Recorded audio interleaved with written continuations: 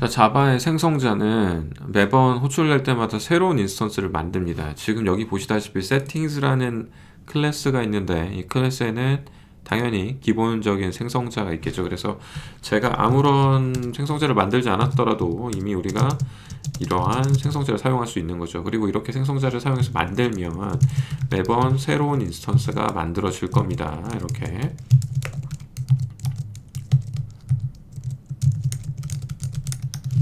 이렇게 출력을 해보면 이제 우리가 뭐 toString overriding 하지 않으면 이렇게 해시 코드 값을 확인할 수가 있는데 매번 다른 인스턴스가 만들어진 것을 확인할 수가 있죠. 그런데 우리가 경우에 따라서는 어떤 인스턴스를 매번 만들지 아니면은 어떤 특정한 경우에만 새로 만들지 등등 우리가 통제를 해야 될 필요가 있어요. 인스턴스를 만드는 방법을 이제 통제하는 거죠. 생성자가 있다면 통제가 불가능합니다. 이렇게 생성자를 통해서 인스턴스를 만들도록 하면은 통제가 불가능하다는 말이 어떤 뜻이냐면 어디서든 이 생성자를 호출해서 매번 새로운 인스턴스를 만들 수 있게 돼요. 그런데 만약에 우리가 이 settings라는 인스턴스를 오로지 딱 하나만 아주 유일한 인스턴스만 만들어서 사용해야 된다. 절대 여러 개의 인스턴스가 있어서는 안 된다. 라고 생각을 한다면 그때는 생성자가 아니라 정적 팩토리를 사용해서 우리가 인스턴스를 통제할 수가 있어요. 가령 이렇게 할 수가 있는 거죠. 우선 생성자를 우리가 프라이빗으로 만들 거예요. 그래서 아무도 외부에서 호출하지 못하게끔.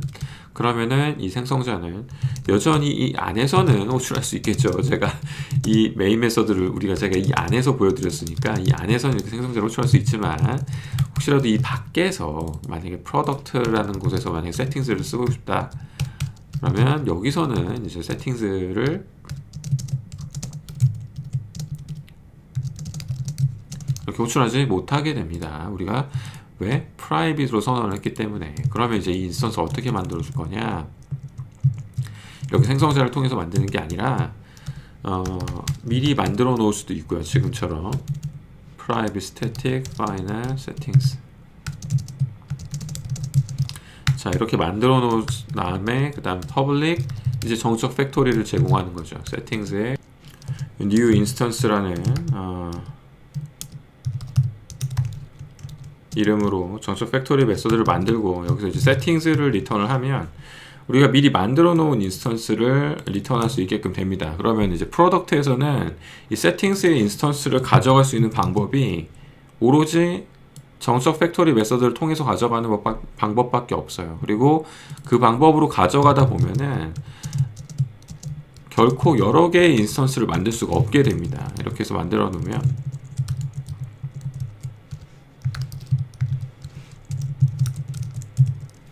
이전에는 이렇게 뭐 세팅스가 여러 개가 다른 인스턴스를 만들 수가 있었겠지만 지금 같은 경우는 해시코드 값이 동일한 거 보이시죠?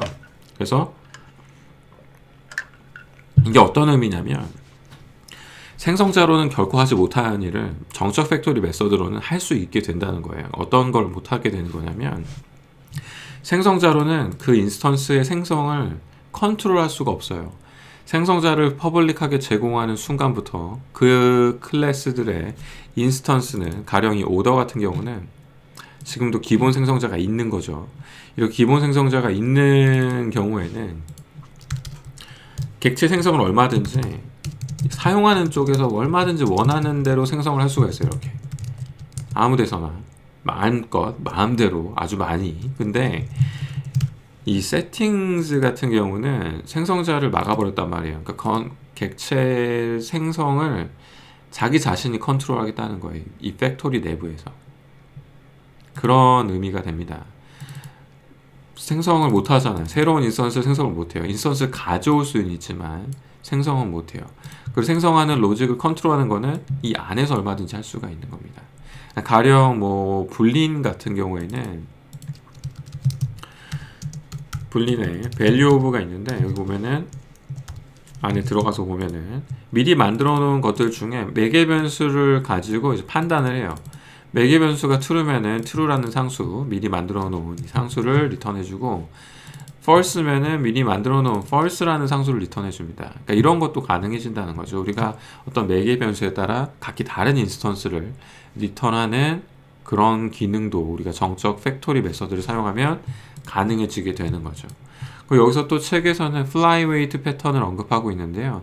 이 플라이웨이트 패턴이 왜 언급이 됐는지 간략하게 설명을 드리자면, 이 플라이웨이트 패턴은 우리가 자주 사용하는 인스턴스들, 가령 뭐 우리가 폰트라고 생각을 해보죠. 폰트는 우리가 정해진 셋이 있겠지만, 우리가 어떤 세팅스에서 만약에 폰트를 변경한다고 해서 매번 그 새로운 폰트를 만드는 게 아니라 미리 만들어져 있는 폰트 중에서 가져오는 거죠. 그래서 이런 식으로 플라이웨이트는 어떤 자주 사용하는 값들을 미리 캐싱해서 넣어놓고 거기서 이제 꺼내다가 쓰는 그런 형식의 디자인 패턴입니다.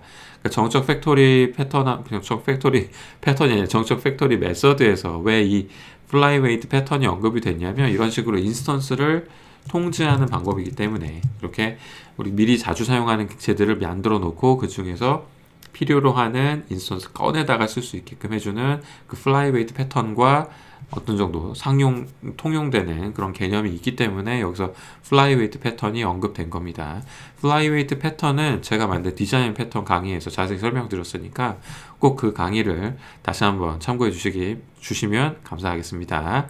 자, 이렇게 해서 정적 팩토리를 사용하면 좋은 점 두 번째 장점에 대해서 살펴봤습니다. 다음 시간에 세 번째 장점에 대해서 살펴볼게요. 아주 중요한 장점이 하나 더 있습니다.